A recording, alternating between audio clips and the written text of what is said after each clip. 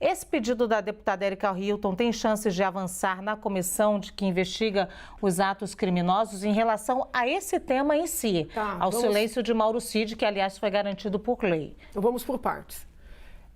O silêncio dele é um direito constitucional, mas, respeitosamente a ele e aos advogados dele, não penso que tenha sido o melhor caminho. Ele poderia ter esclarecido vários pontos ali e acabou gerando na alma, né, de muitos que acompanharam a sessão a ideia de que ele poderia ter envolvimento, inclusive com situações em que claramente não existe envolvimento dele. Então, poderia ter esclarecido alguns pontos. Eu compreendo a indignação de vários dos parlamentares. Por outro lado, não vejo substância, né, para quererem puni-lo pelo silêncio, como o presidente da CPMI aventou ao final da reunião. A deputada, tanto a deputada Érica como os demais parlamentares, têm todo o direito de fazer os requerimentos.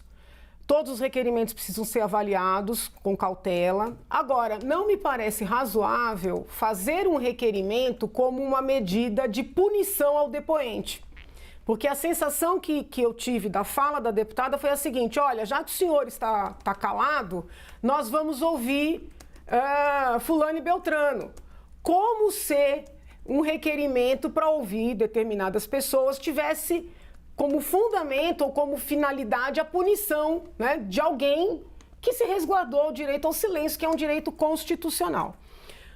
Tem chance do depoimento andar? O depoimento vai andar, vai ser analisado como todos os demais. A oitiva do ex-presidente me parece natural pelo objeto da apuração.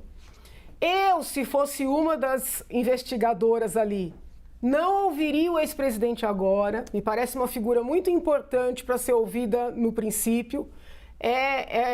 Toda boa investigação deixa os mais graduados ou os mais relevantes para o final, tá? Então, não acho que seja estratégico ouvi-lo agora. Mas, por tudo que eu ouvi, e li e pesquisei, eu não consigo ver, por hora, fundamento para ouvir a ex-primeira-dama. Então, neste caso, né, apesar de respeitar o direito da parlamentar de requerer, eu não vejo fundamentação, salvo um desejo de punição ou de exposição. E aí esse tipo de situação acaba diminuindo a importância da própria comissão.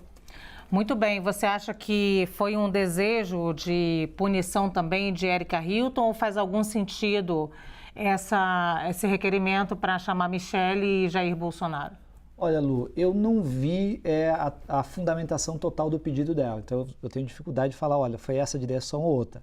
É claro que foi logo depois que o Mauro Cid decidiu não falar e ela mesma expressou de uma maneira direta que ela gostaria de chamar, então, o ex-presidente Jair Bolsonaro e a Michele Bolsonaro. E aqui eu concordo com a Janaína, né? Em primeiro lugar, né, o silêncio dele, né, é um direito, então você não tem como forçar o sujeito a falar realmente. Infelizmente a gente está numa sociedade onde o perfil punitivista parece ter tomado conta, então se a pessoa recebe uma citação em casa, se ela recebe um processo judicial qualquer, as pessoas já começam a tratá-las como culpadas. Se acontece uma condução coercitiva, as pessoas já estão condenadas no nosso país, infelizmente. E aqui no caso, silêncio não é culpa. Silêncio não é culpa, é direito fundamental. Talvez se a ala bolsonarista fizesse um discurso mais claro com relação a direitos e garantias, e essa não é a fala originária deles, eles estão com essa fala agora, e eu assisti ontem um bom pedaço da CPMI e pude, né, eu não sabia se eu chorava ou se eu ria de algumas situações inusitadas, onde os filhos do presidente da República, né, estavam falando da Constituição de 88, das garantias, do direito ao silêncio, de não ser preso, etc. E até ontem, um dos filhos dizia que bastaria um cabo e um soldado para fechar o Supremo Tribunal Federal. Então, é uma coisa para lá, né, seria engraçado não fosse dramático e trágico para o Brasil. Então, a gente tem uma situação muito complicada. Agora, o Mauro Cid tem direito ao silêncio, a gente não tem que pré-julgar absolutamente nada. Aliás, tem que parar de pré-julgar as pessoas nesse país.